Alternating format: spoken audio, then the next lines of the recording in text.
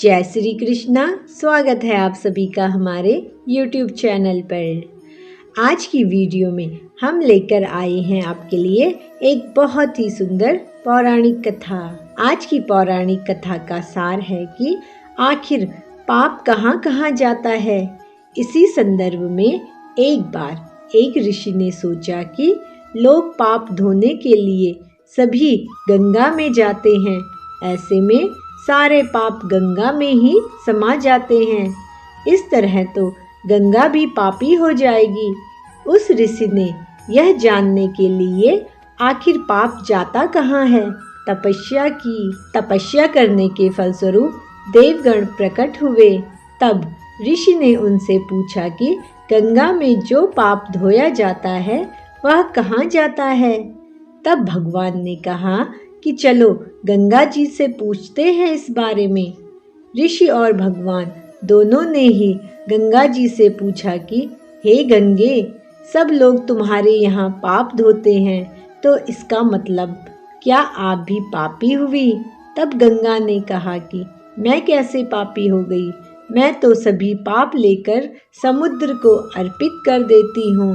इसके बाद ऋषि और भगवान समुद्र के पास गए और उनसे पूछा कि हे सागर, गंगा सभी पाप आपको अर्पित कर देती है, तो क्या ऐसे में आप भी पापी हो गए।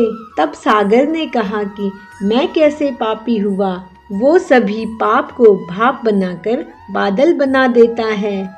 अब ऋषि और भगवान दोनों ही बादल के पास गए, उनसे पूछा कि हे बादल, समुद्र पापों को भाप बनाकर बादल बना देते हैं, तो क्या आप पापी हुए। बादलों ने कहा मैं कैसे पापी हुआ, मैं तो सभी पाप को वापस पानी बना देता हूँ और धरती पर गिरा देता हूँ। इससे ही अन्न उपजता है, इसे ही मानव खाता है।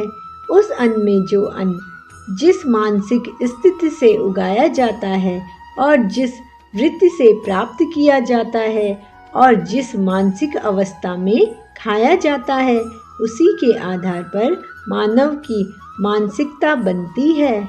यही कारण है कि कहा जाता है जैसे खाए अन्न वैसे बनता मन। जिस वृत्ति से अन्न प्राप्त किया जाता है और जिस मानसिक अवस्था में खाया जाता है, वैसा ही विचार मानव का बन जाता है। ऐसे में हमेशा भोजन शांत रहकर ही ग्रहण करना चाहिए।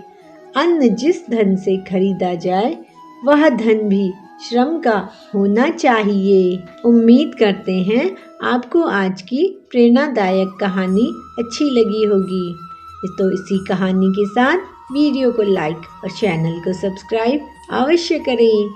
जय श्री कृष्णा। राधे राधे।